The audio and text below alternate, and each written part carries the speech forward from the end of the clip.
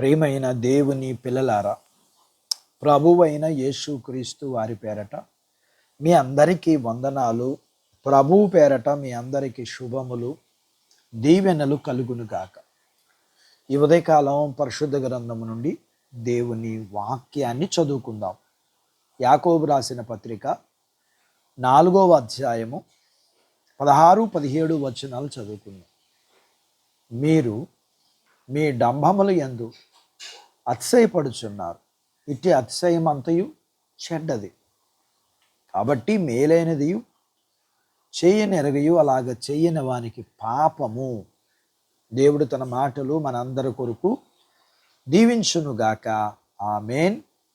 ప్రియమైన దేవుని పిల్లలారా, నిన్ను వలె నీ పొరుగువారిని ప్రేమించమన్నదే బైబిల్ సారాంశం. ఈ ప్రపంచంలో జరిగే అనర్థాలకు కారణం స్వార్థం. ఆ స్వార్థమే మనల్ని ఇతరులను ప్రేమించేలా చేయదు. ఒకవేళ ఎవరికైనా సహాయం చేస్తే అది స్నేహాన్ని బట్టో బంధుత్వాన్ని బట్టో ఉంటుంది తప్ప ముఖం తెలియని వాళ్ళకి సహాయపడడం అనేది చాలా అరదు. తమను తాము హెచ్చించుకునే వారి ఉన్న గర్వము అహంకారము ఇతరులకు సహాయపడకుండా అడ్డుకుంటుంది. అలాంటి వారి మనసు చాలా కఠినంగా ఉంటుంది. ప్రభువు చెప్పిన మంచి సమరయుడు ఉపమానంలో దొంగల చేతిలో చిక్కి దెబ్బలు తిని కొన ప్రాణముతో పడి ఉన్న ఒకరిని చూచి యాజకుడు లేవీయుడు పక్కకు వెళ్ళిపోతే ధర్మశాస్త్రం తెలిసి దేవుని పనిలో ఉన్న వారికి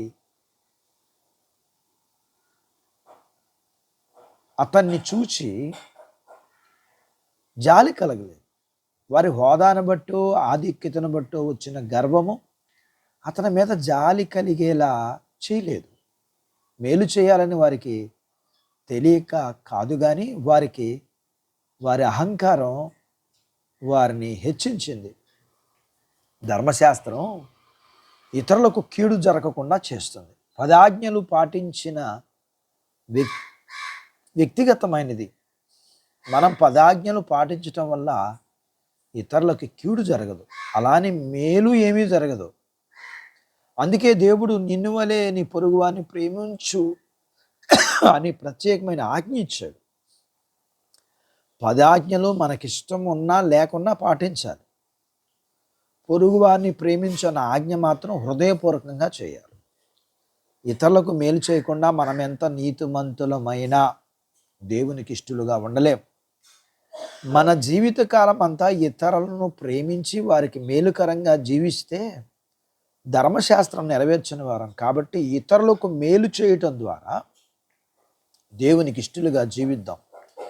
ఇంకా ఈ లోకంలో మనం జీవించినంతకాలం స్వార్థపరులం కాకుండా ఇతరులకు మేలు చేయటం ద్వారా దేవునికి ఇష్టలుగా జీవించినట్లు దేవుని సహాయం కోరుకుందాం. అట్టి బాధ్యత దేవుడు మనకు దయచేయునుగాక. దేవుడు తన మాటలు మన కొరకు దీవించునుగాక. ఆమేన్. ప్రార్థించుకుందాం. నాతో పాటు ఏకీభవించండి.